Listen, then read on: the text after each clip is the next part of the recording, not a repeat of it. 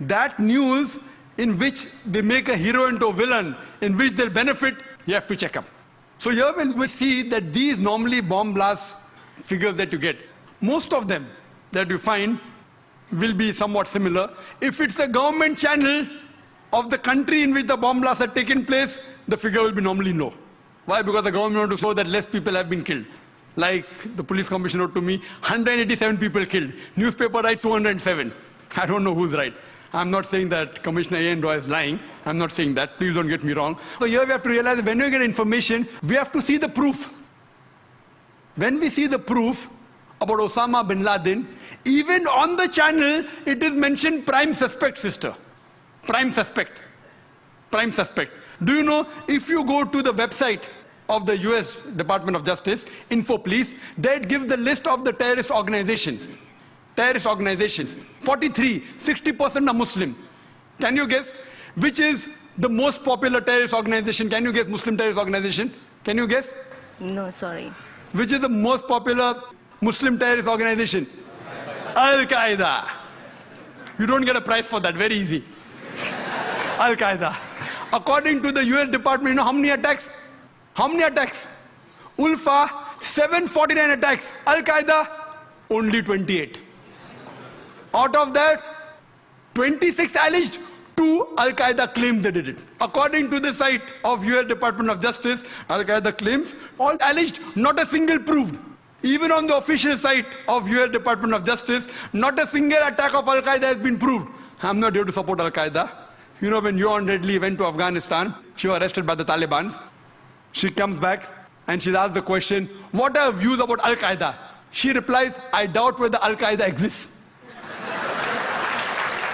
So sister, what I'm trying to tell you, that when we get the information, if you are a man of the media or a person of the media, you can realize and you know that this information mostly will be correct, this has to be checked up. So what we have to realize that it is suspect, prime suspect, prime suspect. Even on CNN and BBC, even though they say it's a prime suspect, they're treating him as though he's a culprit. Can you go and kill thousands of Afghans only because of a prime suspect? Not even proved. So, but natural sister, when we hear the news, we have to realize that who controls the news, what is the agenda behind, and then we have to be careful what news you take and what you quote. Hope that answers the question, sister. A non-Muslim brother? The question has been put forward by my non-Muslim friend. Okay, we'll allow that. Okay. Assalamu alaikum, sir. Myself Saif and I am a management student. The question is that do you think that Muslim feel insecurity and that's why can we say that terrorism is its outcome? Thank you, sir. Your comment, please. The brother asked the question that do Muslims feel insecure? And that's the reason terrorist acts are done. I told in my talk the main root cause of terrorism is injustice. It's not insecurity. Insecurity may be part of it, but the main cause is injustice. Injustice and something wrong done to a group of people. If you read an article that came yesterday on Sunday midday, on the eve of the 9/11, one of the very famous persons, name is William, he writes and he gives advice that the root cause is injustice and wrong done to community. And he agrees with the Bombay authorities that there are possibilities that Kashmiris may have done bomb blasts in Bombay, but he says, what is the cause? According to him, the Kashmiris are unmilitant people. They are peace-loving people, so what has forced them to fight? And he gives his view, it is because of democracy which is forged. He says that, not me, it's not my comments. Person who is an expert. And he gives advice to people in the world. He says that the democracy is forged. It is manipulated. That's the reason what we find that they're fighting. Same in Palestine. They're fighting because the rights are taken away. So the main cause of terrorism is injustice done to a group or any wrong done. So to get their rights back, this gives rise to a fight, to a retaliation, which is called terrorism by people opposing it. Those who agree with it, they call good. For example, Bhagat Singh.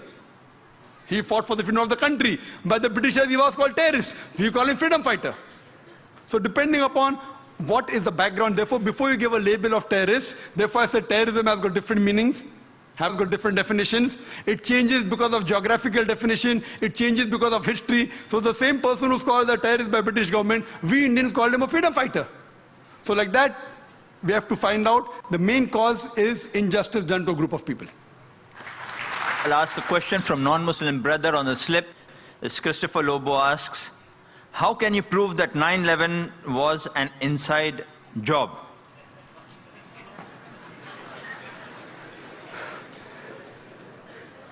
Brother Lobo has asked that how can I prove 9/11 was an inside job? I've got the proofs, I can repeat the proof, it has been proven by other people. Just a few days back, there was an article that came in the newspaper that 75 professors of US, they say, they believe that 9/11 was an inside job. And in the article, it was mentioned, it came in Times of India, I think on the 7th of September. It says that 75 professors and scientists belonging to different universities from different parts of US, they believe that 9/11 was inside job. And they say that there were some politicians in White House who have engineered the destruction of the Twin Towers. And they say the main reason was so that they could attack and they could have control of the oil-rich countries. Open secret, I told you. One of the professors by the name of Steve Jones, he says that we do not believe that 19 hijackers and a few men in the cave in Afghanistan could have done such a professional job alone. They could not have done it. We don't believe. And by God, we are going to come to the truth and we are going to expose. We don't believe in the theory of the government. They don't believe in the theory of the government.